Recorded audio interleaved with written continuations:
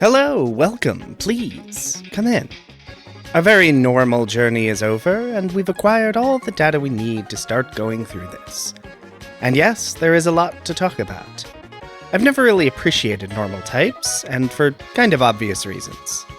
Will I take the very ordinary cat into battle, or the turtle with shell cannons? But I think that dismissal has caused me to miss a lot of the interesting Pokémon that are normal type. Normal type Pokémon are the second most common type of Pokémon, just behind water type, and while a lot of these Pokémon are kind of meh and forgettable, there are a lot of interesting Pokémon here. So first, we are going to discuss the normal type itself, then a broad overview of normal type Pokémon. Then we will get into the runs for comparison. And we will start with the fundamental characteristics of the normal type. It should be noted that the percentages and exact numbers were pulled straight from Bulbapedia, because while I could do all the work myself, there is no reason to reinvent the wheel. So first is how the type matchups function, and normal is a very weird type, in that its type matchups barely exist. It is weak to fighting, ignores ghost moves, is super effective against nothing, and is resisted by rock and steel, and finally negated by ghost. Now that is already an incredibly strange matchup in that of the 18 types, it only meaningfully interacts with 4 of them. Compare that to something like fighting, which has some kind of interaction with 11 types. From looking, the fewest number of types another type interacted with that I could find was 7.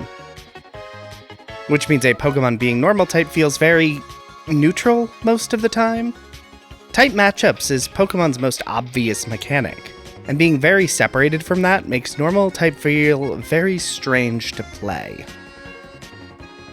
And while normal types cannot deal super effective damage, they are very good at hitting most Pokemon types for neutral.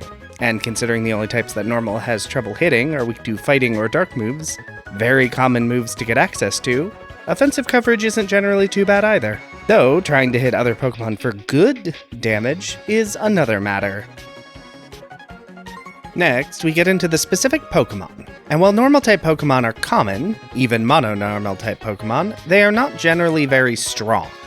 The average base stat total for fully evolved normal types is 483.6, which isn't awful, considering something like bug types only get 467.42, but then you look at better types like fire and fighting, both of which are just over 540. Or a very strong type like Dragon, which is over 600. Though it should be noted a lot of legendary and pseudo-legendary Pokemon are Dragon types. You can start to see why normal types might struggle.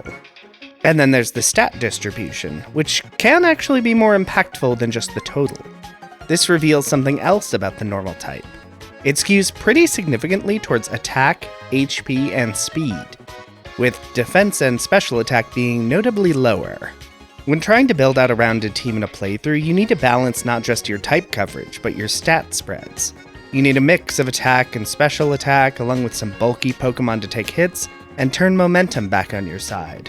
Normal type's lack of defense and special attacks makes that very hard. In fact, the only pure normal types in Gen 1 with defense of 100 or higher that wasn't a legendary is Slacking. And the only special attacker with 100 or higher was Porygon 2 and Porygon Z.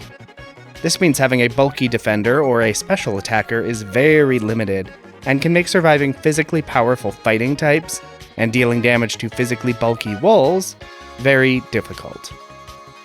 Obviously, challenge runs are about these limitations, and finding ways around these are fun, but these are the struggles that come up when you are trying to play a game in a way that the designers didn't really intend. So, let's dive into the actual run comparisons. And we start with a comparison of difficulty with our first run, Pokémon Ruby. And this is a really interesting one to go over, because normal-only Ruby was a very weird difficulty curve. The first gym, being Rock-type, really walled the start of the run, because while there are actually a lot of normal types before the gym, there are not really any non-normal type moves I could get. This meant really struggling to get through a rock wall with very normal moves. But once Roxanne was out of the way, the playthrough got really easy. Having access to Bulk Up and Yawn very early on, along with an X-Cloud for special damage, really helped. Then Zan, having access to Slash, Brick Break, and Sword Dance, means it was a pretty good sweeper for the rest of the game. And while there are a lot of interesting fights that need to be considered, the reality is that I have every Pokemon I really need to aggressively beat most of this game. As such, Ruby will be getting the middle rank in difficulty. It's certainly not mindless, and is really never more difficult than right at the beginning of the game, and I will say that that is not actually ideal to have the difficulty spike so early in a run. But even so, the fights you get into in the middle and end game do at least manage to be interesting and require foresight, as evidenced by needing to leave the Elite Four and do more prep for the final fight against the champion.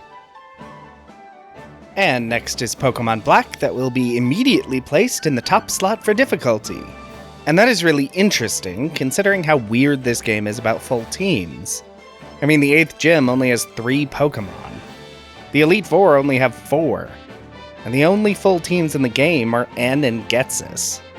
It's also filled with way more boring easy trainers than any other game in the series. But despite the small number of Pokemon on teams, every single gym leader and Elite Four member are interesting. At least a part of that is that I'm not really familiar with Gen 5 Pokemon, and the sleep nerf, which is a shame.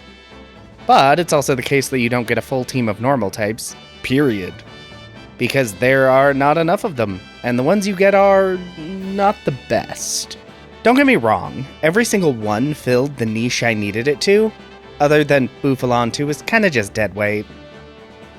Cincino, a fast attacker, Audino, a tanky special attacker, Stoutland, a bulky attacker, and Patrat, who is the worst.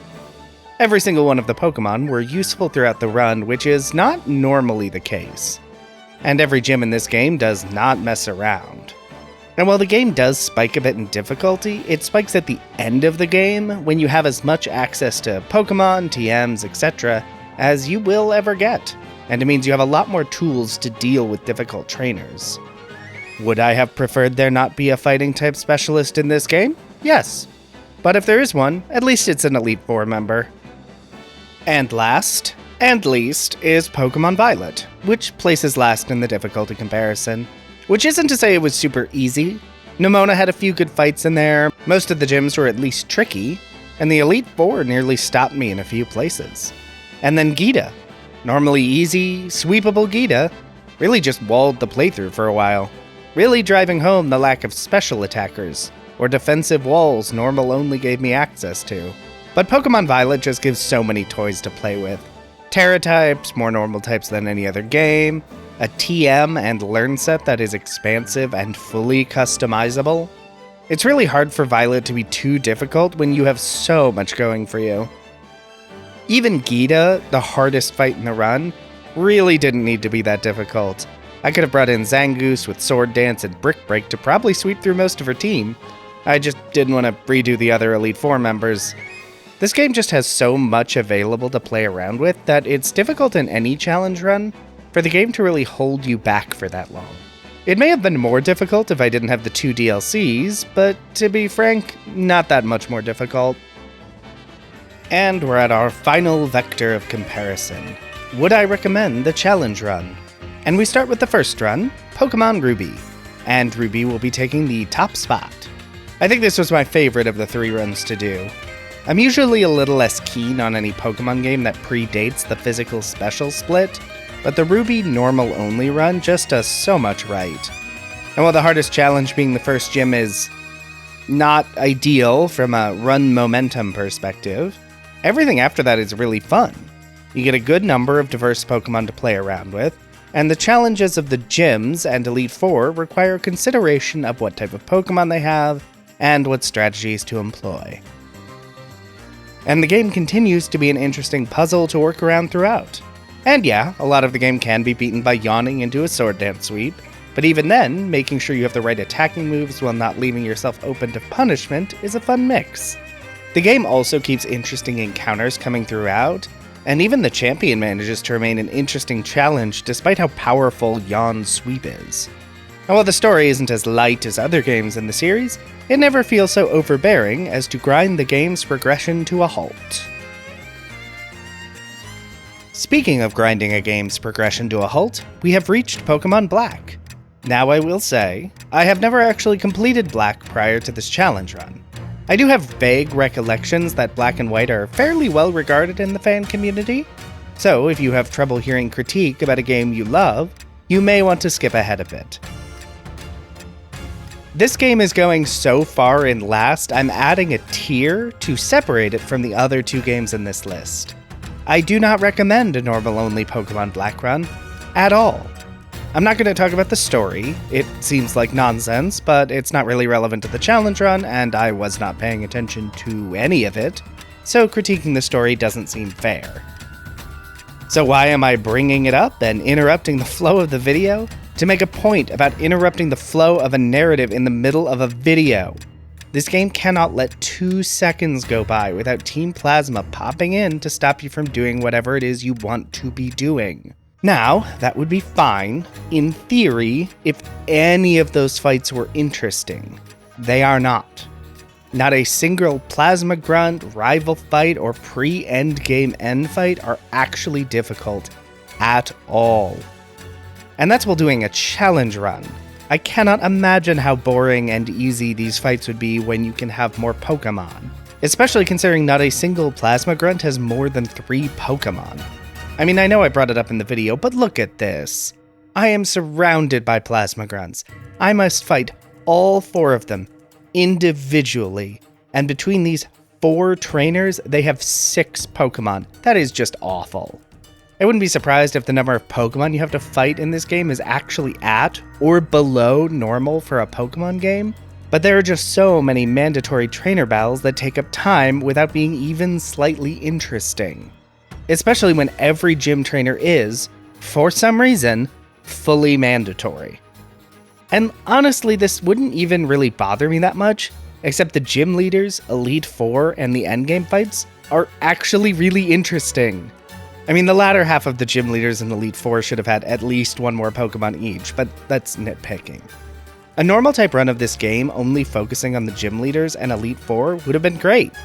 Each one was interesting and required specific strategies because the 5 normal types you can use are not the strongest, but the good, fun fights are so bogged down in so much nonsense. So I knew, well before I finished the run, it would be in last place, and that did not change at all. Alright, welcome back anyone who skipped ahead. We're done complaining about Black and White. Time to talk about Violet. And it earns the middle slot. I mean, the higher of the 2 middle slots, as the lower slot will remain empty. Violet normal types only is a good run, and I would recommend it. Consistent with the open world, you get access to a large number of normal types. I only really needed to use a small number of these, but my normal box had a decent number more, and there were others I just never bothered to catch at all. Violet gives access to Terra types to cover type weaknesses, both defensively and offensively. Pokemon Learn sets have also only continued to expand as the series has gone on, so even older Pokemon like Slacking and Zangoose have more expansive move pools to pick from. So, with all this going for it, why does Pokemon Violet end up in second? Well, the answer is it's not that difficult. And while it's not as easy as a normal playthrough, the sheer variety of options means you can really make this challenge way easier than you otherwise could in prior games. Change up your Terra types, grab some TMs, fill out your roster twice over, but all that variety and power comes with a second downside. Maxing out a lot of these is just boring. I spent a couple hours running around Blueberry Academy and still didn't have enough Terra Shards to change the Terra types of my Pokemon to the ones I wanted. You can get shards from raids, but only 3-star or higher, and even then, it isn't very many. This means really optimizing your party can be more tedious than fun. The same is true for TMs, where you can usually find 1 copy easily, but need to hunt down Pokemon materials to get more copies. And many of the better TMs are in weird areas of the map or require fighting Titans to get better movement abilities. And none of these are really deal breakers, and none are really that bad, but when you start adding up all the time to do all the things that can be done to make your team better, it starts to get kind of tiresome rather than fun. I've had similar opinions about challenge runs in other open world games. The open world is great for exploring to your heart's content and finding new items all over the place, but when the one item you want is on the other side of the map, that can be a bit unfun.